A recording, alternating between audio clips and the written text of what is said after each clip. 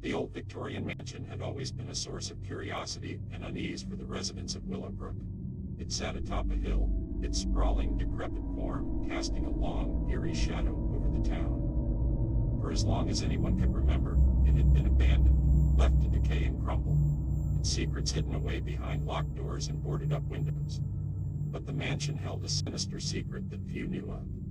A vast collection of antique dolls, each one more eerie and lifelike than the last. The dolls lined the walls of a grand ballroom on the ground floor, their glassy eyes staring out into the darkness. It was said that the dolls had once belonged to the eccentric owner of the mansion, a reclusive doll maker who had vanished without a trace many years ago. As the years passed, the mansion became a subject of ghost stories and urban legends among the children of Willowbrook. They dared one another to venture into the mansion at night, to steal one of the dolls as a trophy of their bravery. None ever succeeded, for the mansion had a reputation for being haunted, and those who dared to enter never returned. One summer evening, a group of teenagers gathered outside the mansion, their faces filled with a mixture of fear and excitement. Among them was Sarah, a bold and adventurous girl with a reputation for taking risks. "I dare you to go in and grab one of those dolls," Mark, one of the boys in the group, taunted her. Sarah eyed the mansion's darkened windows, her curiosity getting the better of her. "Fine, I'll do it, but you all better wait for me out here." With a nervous laugh, Sarah pushed open the mansion's creaky front door and stepped into the grand ballroom. Moonlight streamed in through the broken windows, casting eerie shadows on the walls, and the doll's glassy eyes seemed to follow her every move. The dolls were unlike any she had ever seen. They were meticulously crafted, their porcelain skin as pale as death, their eyes wide and unblinking. Some were dressed in elaborate Victorian-era clothing, while others wore simple, tattered dresses. They stood in rows, their faces frozen in expressions of joy, sadness, and even anger. As Sarah reached for one of the dolls, a shiver ran down her spine. It was as if the air in the room had grown colder, and she could hear faint whispers, like voices carried on the wind. She shook off her unease, convinced it was just her imagination playing tricks on her.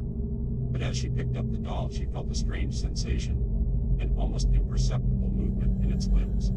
She gasped in horror as the doll's head turned to look at her, its glassy eyes locking onto hers. It was as if the doll had come to life, its tiny mouth opening to emit a haunting, childlike giggle. Sarah stumbled back in shock, dropping the doll to the floor. It landed with a soft thud, its eyes still fixed on her. She turned and fled the ballroom, her heart pounding in her chest. As she burst out of the mansion and into the moonlit night, she could hear the eerie laughter of the dolls echoing in her ears. The following morning, Sarah tried to convince her friends that what she had experienced was real, but they dismissed her story as a prank gone wrong. They laughed it off, attributing her fear to the dark and eerie atmosphere of the mansion. Determined to prove the truth, Sarah returned to the mansion that night, accompanied by a few skeptical friends. She led them into the ballroom, where the dolls still stood in their eerie rows. But this time, the dolls remained motionless, their glassy eyes empty and lifeless. Sarah's friends teased her relentlessly, convinced she had fabricated the entire story to scare them.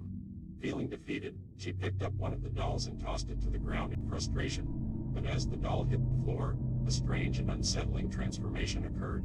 It began to twitch and jerk, its limbs moving of their own accord.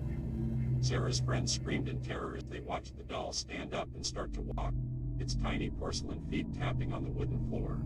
The other dolls in the room followed suit, their glassy eyes coming to life as they too began to move.